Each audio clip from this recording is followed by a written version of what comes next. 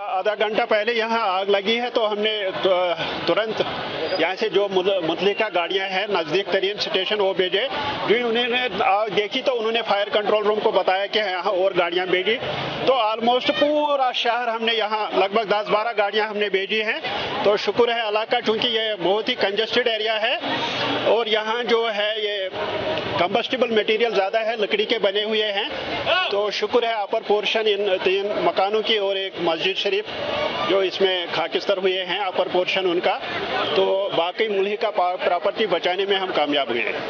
तो सर कितना नुकसान हुआ होगा? नुकसान तो है, जब भी आग लगती है तो नुकसान होता है। अपर पोर्शन लोगों ने उसमें सामान अपना रखा होता है तो कुदरती बात है, लेकिन नीचे जो दुकानें हैं वो ऑलमोस्ट बच गई हैं। हाँ, पानी से वगैरह नुकसान होता ही है, तो बाकी वो उनको हमने बचाया।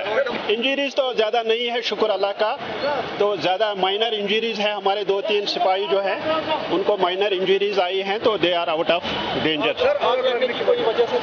अभी आप एसरटेन कर रहे हैं, अभी पता नहीं है, पूरा देखकर हम बता सकते हैं कि कैसे लगी हुई है। तो ये एक्सीडेंटल ही लगता है, उसमें कोई ऐसा कुछ नहीं, सस्पिशियस वगैरह का मसला नहीं दिखाई देता है। एक बात है कि श्रीनगर स्मार्ट सिटी ने हमें इस साल बहुत सारे वो फायर हाइड्रेंट बोलते हैं, वो हमने बहुत सारी जगहों पर लगाया है, यहाँ भी लगे हैं।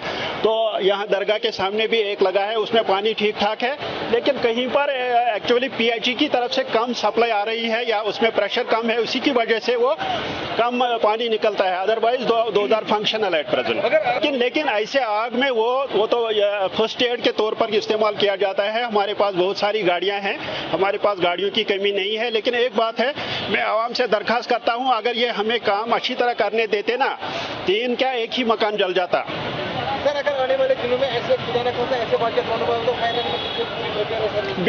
बिल्कुल हमारे पास सब कुछ है। सरकार ने हमें हर चीज़ मुहैया कर रखी है। हमारे पास मैन पावर की कमी है, वो इसी महीने दूर हो रही है, क्योंकि 700 लोग ट्रेनिंग है, तो पासिंग आउट जल्दी उनका हो जाएगा, तो उससे हमें बहुत राहत मिलेगी।